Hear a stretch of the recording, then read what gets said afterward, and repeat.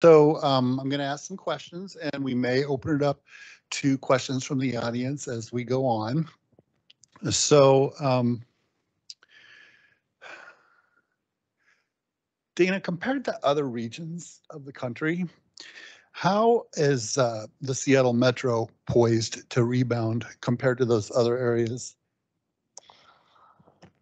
Well, I guess it depends on what aspect you're thinking about. So in terms of labor markets, I think that there are going to be challenges because we have seen people migrate, right? And this is not just a pandemic issue. Over the last decade, people have migrated away from the West Coast into the interior of the US and south, right? Southward. And so we've seen all these different communities pop up, and tertiary and secondary cities now becoming primary cities. And that was just accelerated during the pandemic.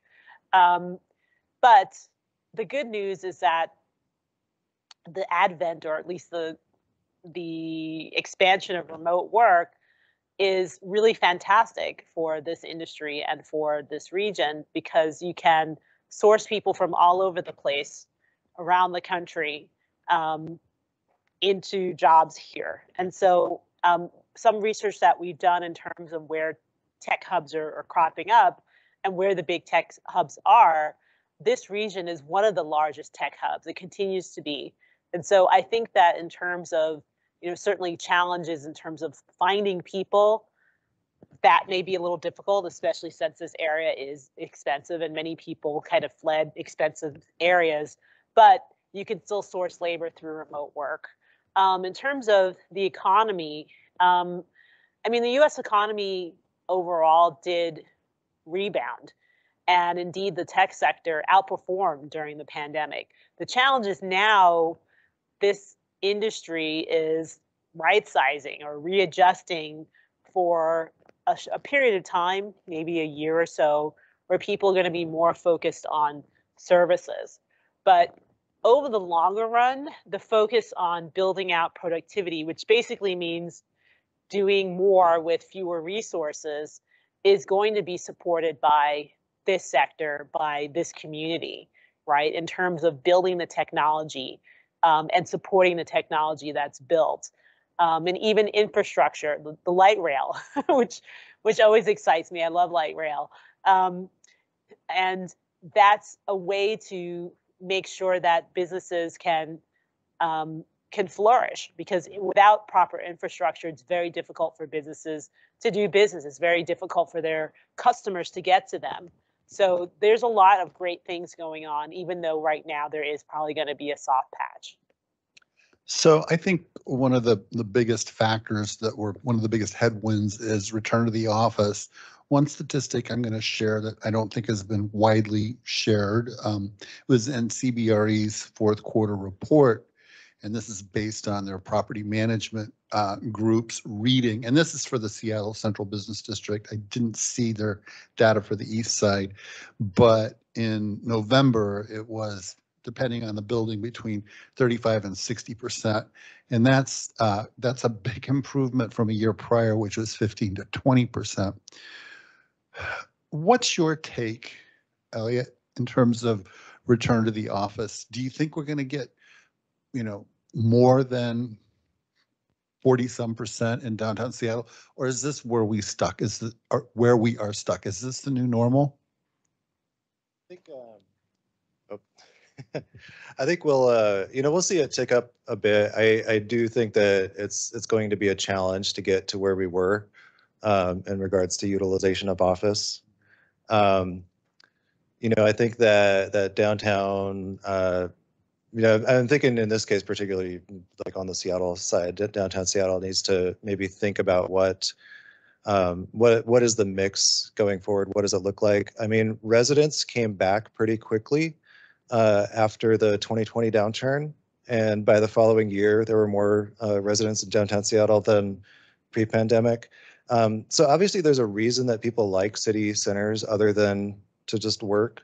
And so maybe that is what the boosters of the area need to focus on.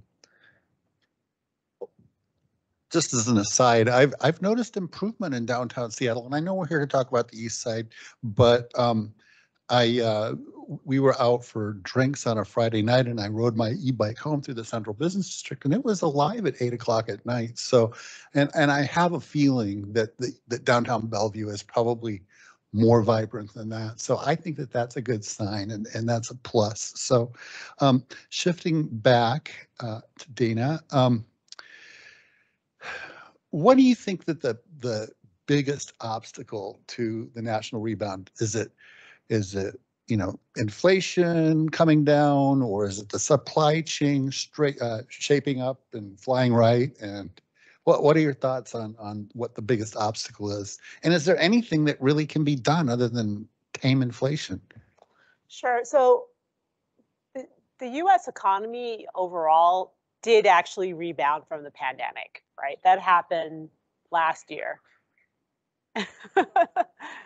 It's okay. But what's happening, but in the wake of that rebound, right, was inflation. Prices have risen to levels we haven't seen in 40 years. And so when everything is too expensive, that means ultimately consumers stop spending and businesses aren't able to be viable because there are no customers, right? So I think inflation is the biggest problem that the U.S. is facing right now, and so does the Federal Reserve Board. That's why they're raising interest rates very aggressively and reversing the part of the rebound that we already saw, right? We're going to slide into this weak growth this year, and maybe we'll have a few quarters that we can officially call a recession. But, the recession's not the bigger problem, it's inflation, right? Because if prices are too high for too long, it becomes embedded in our psyches, and we just think, well, everything's always going to be more expensive in the future. And so, I'm going to prepare and do everything with that mindset. And that's worse, right? And that means the central bank has to come back and raise rates even higher, above 6%, right? Above 5 or 6%, and keep those rates there for longer. That's even more painful. You get a longer recession and it's even worse, right? So I think that, when you look at the economy, yeah, it does seem like a roller coaster ride, but that's really what's going on right now. Why we're sliding into slower growth is because the Fed is trying to tackle inflation, which is the bigger problem. And if you think about it, especially folks on different ends of the income spectrum, if food, gasoline, and housing is super expensive, then what do you do? I mean, where's the space for consumption or enjoyment for anything else? There isn't any. And so that's also a big concern for the central bank. And so that's why they're doing what they're doing. In terms of growth, I think this is going to be temporary. So for next year, we have the United States bouncing back from roughly flat growth this year to a little under 2%, which is going to be the steady state. That's pretty much how fast the US economy is going to grow.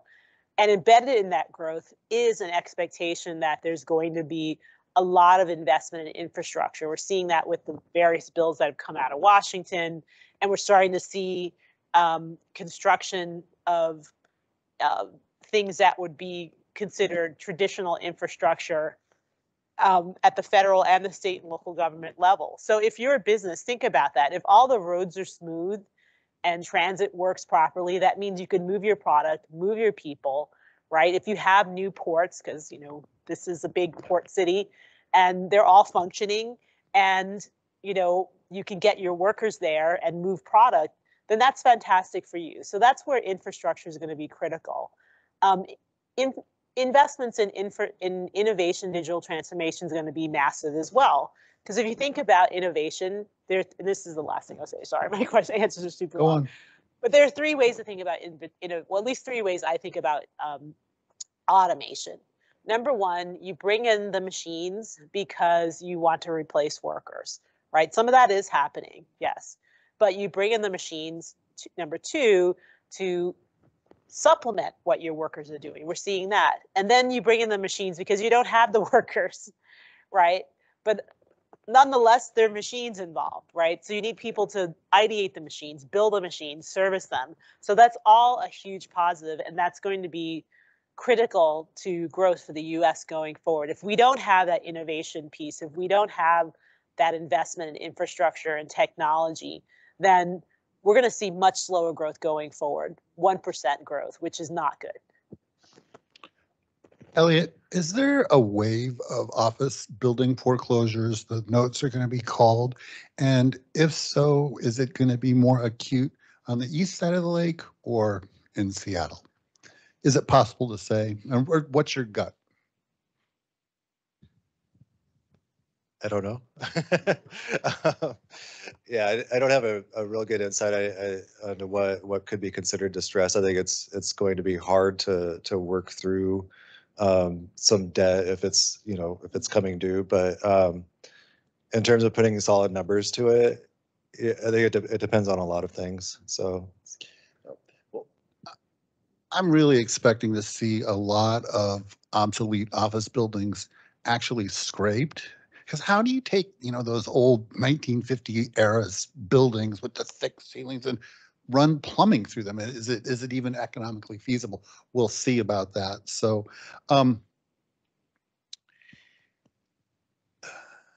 this is another kind of general question. How long are capital markets going to be frozen? So I think,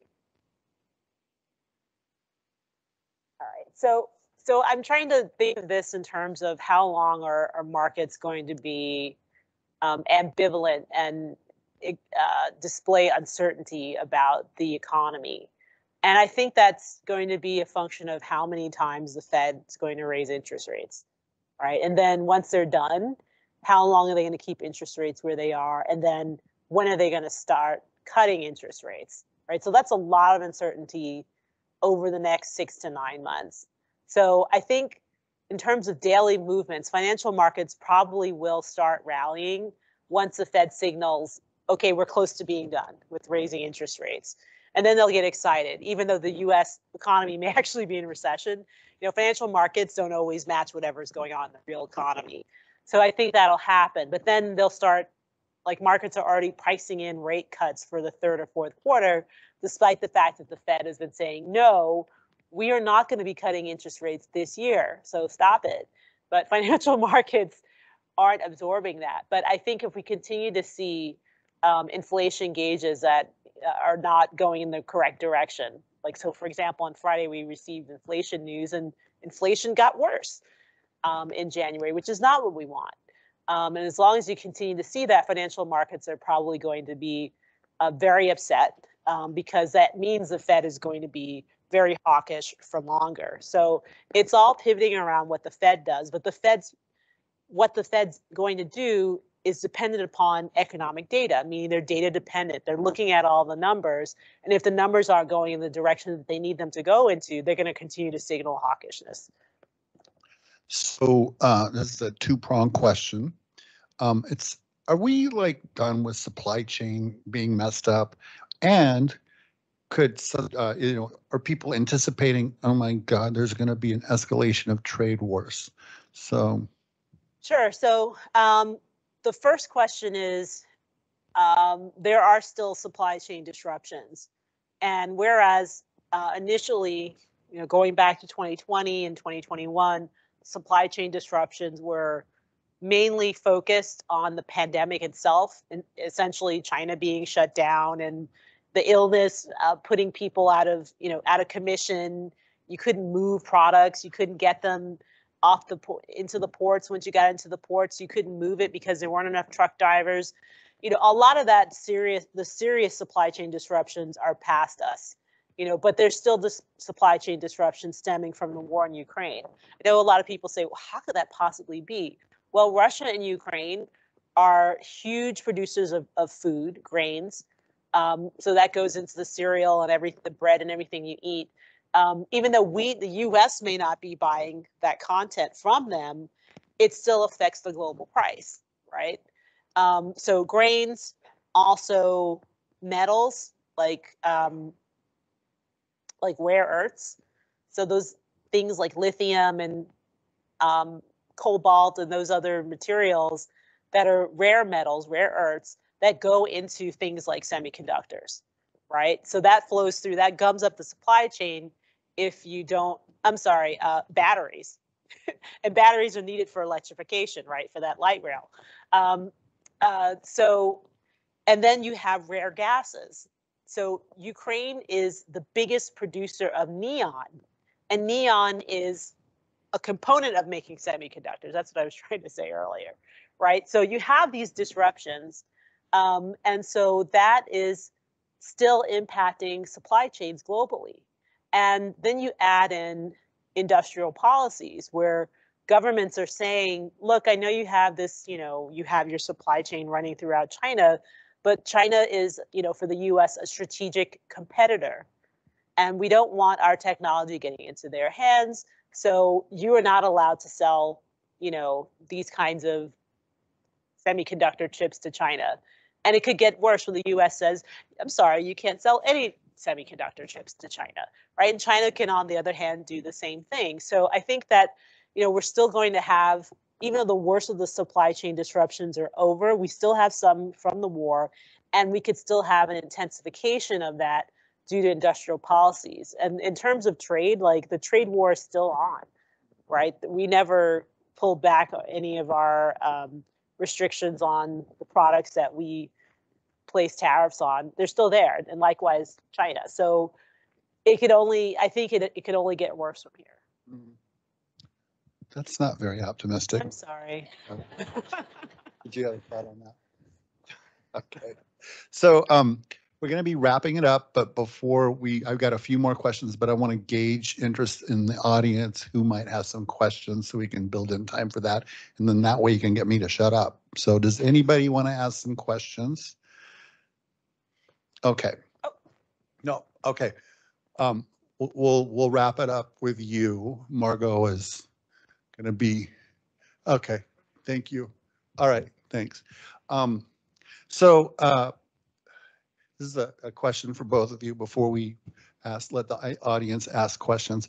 So I have been writing about commercial real estate for 25 years. I started when I was 15. And so I have never felt more pessimistic about the economy in our region. I mean, it's just like, God, what else can go wrong? It's getting better, but so convince me I'm wrong. Convince me why I shouldn't be pessimistic, both of you. Oh no, I don't need the mic. I was saying, Elliott, you go first. Well, I think there's pluses and minuses. I think the office market, particularly in downtown Seattle, is probably the big question mark, right? Like you mentioned, there's potentially a lot of obsolete space, or what will be considered obsolete space, and how do you repurpose that or redevelop it? That remains to be seen. I think it's going to take some time for that to work out. Elsewhere in the region, I don't think that the office situation is quite as dire.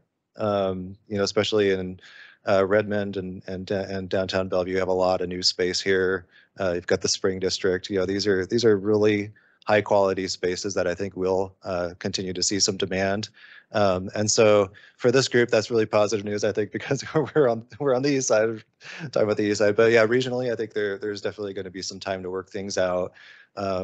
There's some conversions down in Tacoma, but like you mentioned, that's not viable in many cases. So we do have some stuff to work out on the multifamily side. We have a record amount of new construction coming. I'm actually not too concerned about that. If you look at the Office of Financial Management data in terms of net migration, we're starting to approach pre-pandemic levels again after a significant slowdown 2020 to 2021. The 21 to 22 data shows that flow of people into the Seattle region is starting to tick up again. So that, along with the demographics, we have a younger demographic than a lot of major metros, speaks towards future household formation and positive demand for apartments. What he said. Okay. All right. So we had one question, and we might have room for or time for more. We've got two questions. So Here we go. Yeah, thank you for coming and talking to us today. My name is David Carson, Redmond City Council, and I had a question for Dana about one of her slides, which was the drivers of inflation. And it seemed to me that more of those are the results of inflation, meaning that's where we're seeing the inflationary pressures. But I would posit a question for you that isn't really inflation being driven by the complete unfettered spending by the federal government during the pandemic, and I understand some of it, but we're still seeing that level of I think panic spending, and we see the benefits of it, but when too much money is chasing too few goods, that results in inflation. Would you not agree? Yes and no. Okay, so yes, in terms of the injections of cash to households, the checks during the pandemic, yes, that did help fuel inflation, because what did people do? They spent it, but that was the point, right? The point was to get people to spend, and they spent it on goods, so goods prices went through the roof, right? But goods prices now are actually slowing. Why? Because people, don't need 5 refrigerators and 10 washing machines and 8 pools. And people are shifting their focus to services, right? Which was on the right-hand side of the chart, where you saw those prices rising. And why? Because people are out of the house now. They want to go on vacation, right? They want to, so that means, an airline ticket, a hotel, a car rental, restaurants, all those things, people going back to the movies. And so now prices for services are rising, whereas prices for goods are slowing or even falling. But in terms of the injections of cash, a lot of that's already spent. It's gone, right? Because if you think about who got it, it was middle and lower income families.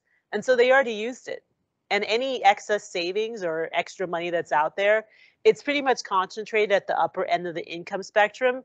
And those people, are not going to spend out of their wealth. They've turned it into their wealth, right? Wealth meaning they've invested it, they put it in savings accounts or retirement plans, et cetera. And they usually don't, when they're in dire straits, they don't spend out of wealth. They just stop consuming. But the people on the lower end of the spectrum, they're using credit cards to buy things, right? Because that excess money is gone. No, what I'm talking about is the federal government continuing to borrow money to spend on things that some are dubious and some are just outright not right at all.